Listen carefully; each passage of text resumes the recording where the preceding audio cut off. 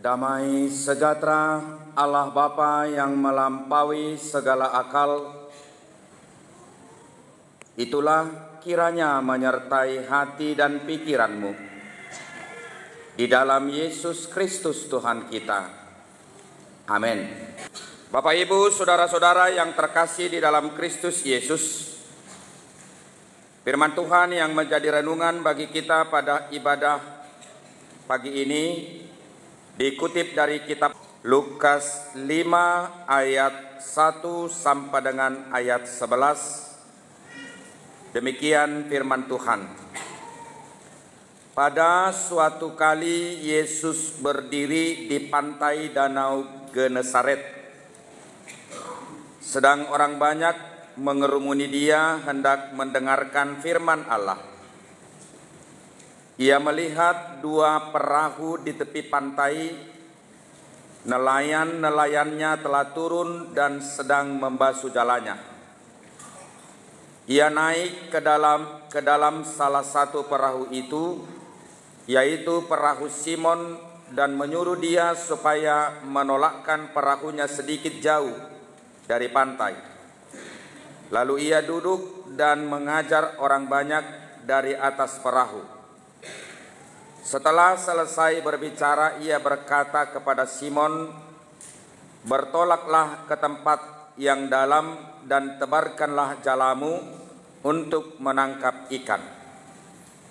Simon menjawab, "Guru, telah sepanjang malam kami bekerja keras dan kami tidak menangkap apa-apa. Tetapi karena Engkau menyuruhnya, aku akan menebarkan jala juga." Dan setelah mereka melakukannya, mereka menangkap sejumlah besar ikan sehingga jala mereka mulai koyak. Lalu mereka memberi isyarat kepada teman-temannya di perahu yang lain supaya mereka datang membantunya. Dan mereka itu datang, lalu mereka bersama-sama mengisi kedua perahu itu dengan ikan hingga hampir tenggelam. Ketika Simon Petrus melihat hal itu, ia pun tersungkur di depan Yesus dan berkata, "Tuhan, pergilah daripadaku karena aku ini seorang berdosa." Sebab ia dan semua orang yang bersama-sama dengan dia takjub oleh karena banyaknya ikan yang mereka tangkap. Demikian juga Yakobus dan Yohanes, anak-anak Zebedeus, yang menjadi teman Simon. Kata Yesus kepada Simon, "Jangan takut, mulai dari sekarang engkau akan menjala manusia." Dan sesudah mereka menghela perahu-perahunya ke darat, mereka pun meninggalkan segala sesuatu, lalu mengikut Yesus. Demikian firman Tuhan. Sadar atau tidak sadar, kita sering membangun sebuah opini atau membangun sebuah keyakinan dalam diri kita masing-masing, dan itu sangat berhubungan dengan hal-hal yang telah biasa kita lakukan. Dan itu sangat berhubungan dengan sebuah profesi yang kita emban dalam kehidupan kita masing-masing. Sama halnya seperti yang dialami oleh sebuah komunitas kecil yang terbiasa melakukan proses penangkapan ikan dari sekian luas wilayah danau atau laut yang setiap hari mereka jalani, yang menjadi tempat lubuk-lubuk ikan itu pasti mereka sudah tahu. Dan mereka juga sudah pasti bisa menghubungkan bagaimana mereka menjalankan aktivitasnya sesuai dengan cuaca. Dan mereka pasti sudah mahir dengan semua isyarat tanda-tanda di mana mereka menjalankan profesi pekerjaan yang setiap hari, bahkan mungkin bertahun-tahun, mereka sudah menggeluti kegiatan tersebut. Tapi apa yang terjadi Bapak Ibu Saudara-saudara? Telah sepanjang malam kami bekerja keras dan kami tidak menangkap apa-apa. Tetapi karena Engkau menyuruhnya, aku akan menebarkan jala juga.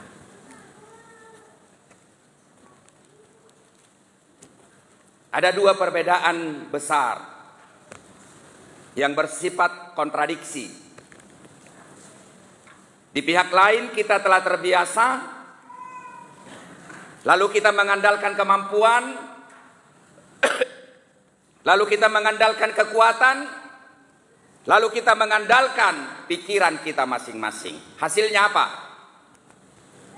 Hasilnya apa Bapak Ibu Saudara-saudara? Hasilnya nihil.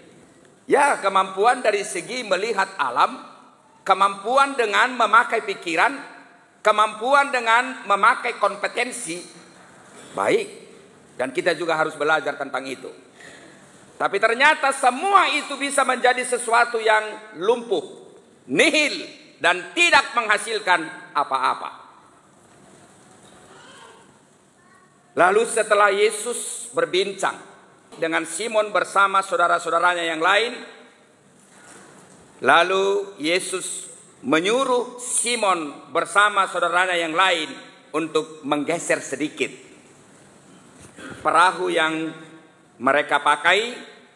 Lalu sejenak waktu Yesus pakai untuk memberitakan firman Tuhan kepada orang-orang yang sedang berkumpul. Lalu dalam proses persekutuan ini sudah dipastikan bahwa Yesus itu tahu apa yang sedang terjadi, apa yang sedang dipergumulkan, apa yang sedang mereka alami ketika itu. Sepanjang malam mereka telah berlayar mencari ikan, tapi mereka tidak mendapatkan seekor ikan pun. Lalu Yesus mengatakan, silakan perahumu diarahkan ke arah sana atau ke arah yang lebih dalam, lalu engkau menaburkan atau mencampakkan jalamu. Dan Simon bersama dengan teman-temannya turut setia, mau tunduk, patuh dengan ketentuan, aturan, perintah yang dinyatakan oleh Yesus.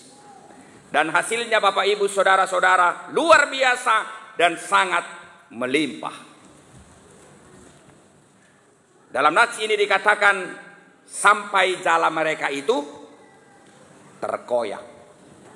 Dan yang paling indah, mereka juga memberikan isyarat kepada saudaranya yang lain yang mungkin pada malam hari itu atau sepanjang malam ketika itu memiliki nasib yang serupa. Juga tidak mendapatkan ikan. Lalu ikan yang dapat itu dibagi dua. Untuk perahu yang satu dan juga perahu yang lain. Bahkan ketika mereka mengisi perahu itu juga hampir tenggelam. Bapak Ibu Saudara-saudara, lautan itu adalah sama seperti keberlangsungan kehidupan dari setiap orang. Bagaimanapun kita punya keahlian, bagaimanapun kita punya kemampuan, bagaimanapun kita punya kompetensi, bahkan mungkin kita telah bertahun-tahun terlibat di dalam aktivitas keseharian kita yang dihubungkan di mana tempat kita berada. Kita tidak tahu yang menjadi lubuk rezeki buat kita itu adalah tempatnya di mana. Kita tidak tahu. Kapan dan saat bagaimana kita tidak tahu. Kalau terkadang angin begitu kencang, ombak begitu luar biasa menghantam kehidupan setiap orang dan tidak pandang bulu, angin dan ombak itu bisa menerjang siapapun. Kehidupan kita juga sama seperti itu. Dan engkau sendiri tidak tahu kapan itu badai datang dan kapan itu ombak menerjang. Kau tidak punya kemampuan untuk menghentikan badai dan menghentikan ombak itu.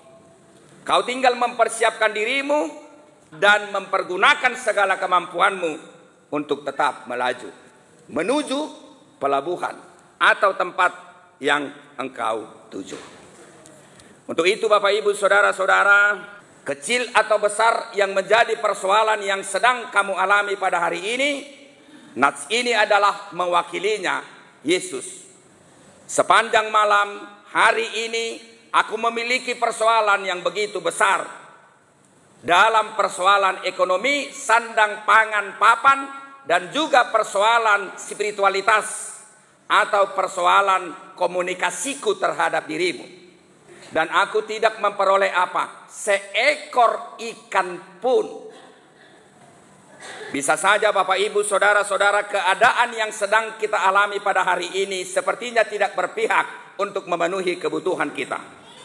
Tidak berpihak untuk memenuhi apa yang kita inginkan. Tidak berpihak untuk memenuhi peningkatan ekonomi kita masing-masing. Atau tidak berpihak untuk menegakkan standar apa yang kita cari, butuhkan, perjuangkan dalam kehidupan ini. Satu ekor pun kami tidak menemukan.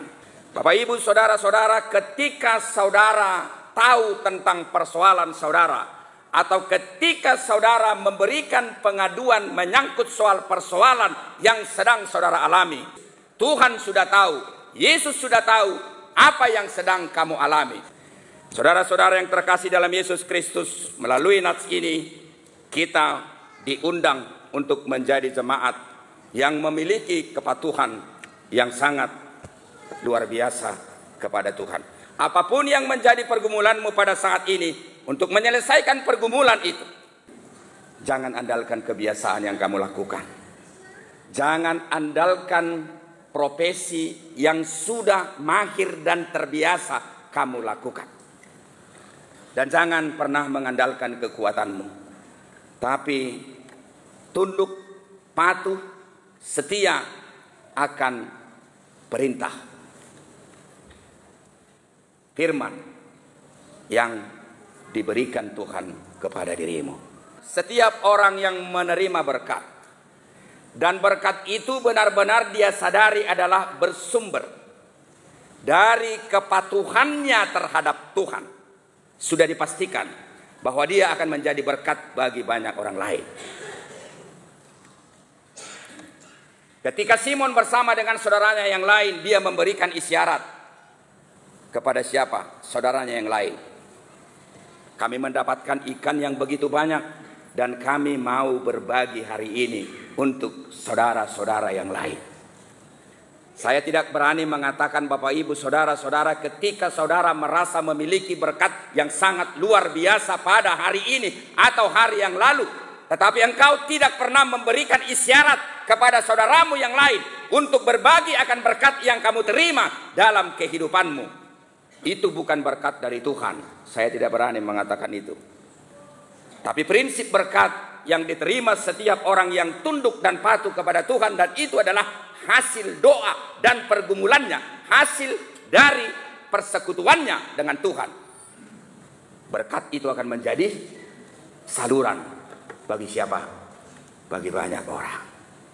Orang yang telah diberkati itu, pastilah dia menjadi pribadi yang rendah hati. Dak kaya halak na dipasu-pasu debatasi kop gabe sigijang roha. Gak mungkin itu, gak mungkin. Tapi dia akan menjadi pribadi yang senantiasa merendahkan diri. Orang yang senantiasa diberkati oleh Tuhan, dan berkat itu benar-benar dia simpulkan bersumber hanya daripada Tuhan, dia akan mampu memilah pada dirinya bahwa segala sesuatu ternyata yang kita harapkan menjadi milik kita, apa yang ada di dunia ini, itu adalah hanya sesuai dengan apa? Ketentuan Tuhan. Jadi bagaimanapun Bapak Ibu Saudara-saudara, jerih payah yang kamu lakukan, usaha yang kamu lakukan, ketika Tuhan tidak mengizinkan itu berpihak kepada dirimu, yakinilah itu tidak akan menjadi milikmu. Tetapi ketika Tuhan juga mau apa yang kamu inginkan, apa yang kamu cita-citakan, yakini Tuhan akan memberikan kemudahan untuk kamu supaya memperoleh hal tersebut. Bahkan saya meyakini jabatan juga seperti itu. Jaimanangana pinarsita ni roham dak salai. Semua kita harus punya cita-cita. Karena setiap orang yang tidak punya cita-cita itu identik dengan kematian. Tapi ketika engkau punya cita-cita, punya keinginan, saya tidak mengatakan ambisi, punya rancangan hidup. Ketika Tuhan berkenan untuk itu, yakini dan katakan, ketika engkau Tuhan berkenan, engkau akan memberikan apa? Kemudahan. Dan yang terakhir Bapak Ibu Saudara-saudara, semua berkat yang diterima orang yang percaya, sekalipun ia bekerja, berusaha dalam hal meraih berkat tersebut di dalam doa dan pengharapan kepada Tuhan, semua kita harus mengatakan berkat yang kita terima itu adalah pemberian Allah secara cuma-cuma bagi diri kita masing-masing. Jesudena di hoi sileo doi. Jabum dabal gai naung ni pestahoni na minggu na salpu sileo doi. Akagelar na pinasaha ni tuhatay tu geleng mi akana baru wisuda namonang PNS di partikian na barpudion ikodohonom mudo tu dirim sileo doi. Sude na adong didirita dokoma tu dirim inong dohotuamong ahamay sileo doi. Sebab itu Bapak Ibu Saudara-saudara, tidak ada yang perlu disombongkan. Ketika kita mengatakan semua yang diberikan Tuhan itu kepada kita adalah pemberian secara cuma-cuma, maka kita juga sama seperti yang terjadi di dalam nats ini. Dan sesudah mereka menghela perahu-perahunya ke darat, mereka pun meninggalkan segala sesuatu lalu mengikut Yesus. Ahana masyal langokku molohuhuto Yesus. Ahana ma naboi golomokku di ngolukku molohuhuto Yesus. Enggak seperti itu lagi. Karena berkat itu adalah tersedia bagi orang yang percaya, tunduk dan patuh. Dia akan memberikan itu secara cuma-cuma.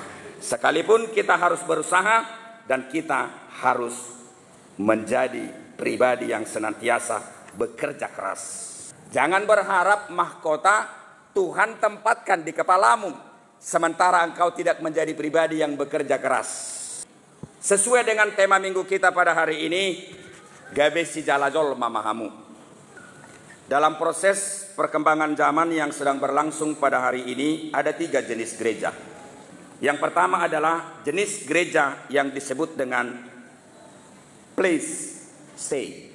Gereja ini ada di sini dan sedang memberlangsungkan pelayanannya pada hari ini.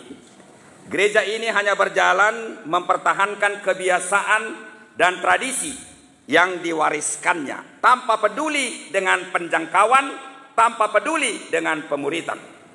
Menurut penelitian, dampak karakter gereja seperti ini tidak dipungkiri jika gereja di Amerika kurang lebih dari 1000 gereja tutup setiap tahun.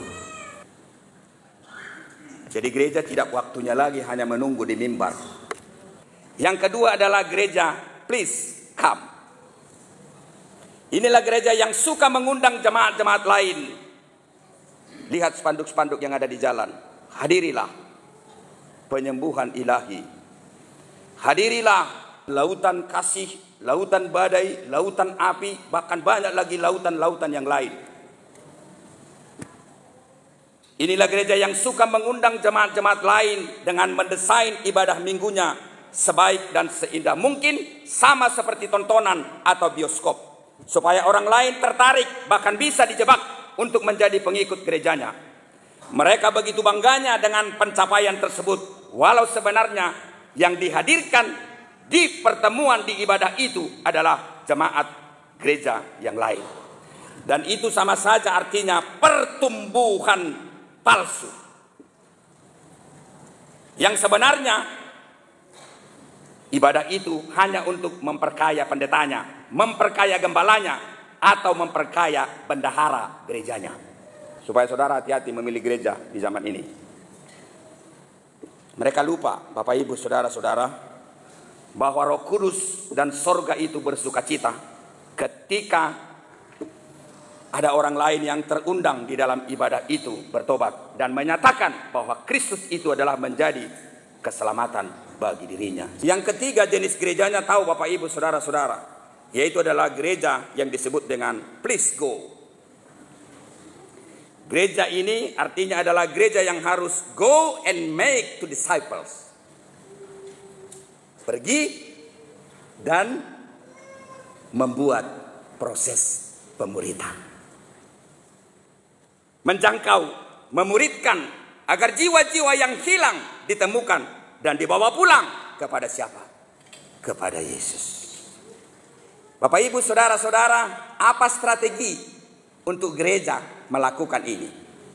Kesimpulan yang boleh kita ambil, gereja yang benar adalah gereja please go. Gereja yang artinya adalah gereja yang harus go and make disciples. Itu yang benar. Apa syarat untuk ini? Supaya gereja bisa menjangkau dan melakukan proses pemuridan. Keluar dari rutinitas. Asauna kolan madidi, kaluahon, pangulihon, pamulihon, dikubur dung mate. Ini adalah rutinitas. Jadi Bapak Ibu saudara-saudara, ketika saya meninggalkan Huria ini, saya mau undang saudara, diakoni itu harus tetap jalan di tempat ini, supaya jemaat-jemaat kita yang berkekurangan itu bisa terjangkau. Dan dia merasa gereja HKBP Teladan ini bagian dari dirinya yang bisa memperhatikan dia.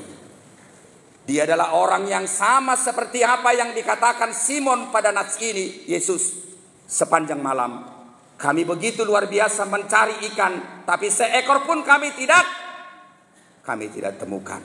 Bapak Ibu saudara-saudara, mungkin saudara ada yang mendapatkan ikan lebih dari 2 perahu. Bisakah saudara berbagi ikan 2 ekor untuk dia? Ulah kamu maida rikok do hepeng midi ho hale bagi matu dongam mi bica mangulu ho asa adong maknani ngului, asa adong maknani kehidupan ini ho. Porsea maho. Ketika engkau tidak menunda-nunda belas kasihan kepada orang yang memerlukan, maka ketika engkau sakit, Yesus menjadi perawat bagi dirimu. Gereja juga harus menjadi bagian daripada pergumulan yang sedang terjadi dalam diri jemaat. Artinya, ketika Yesus keluar,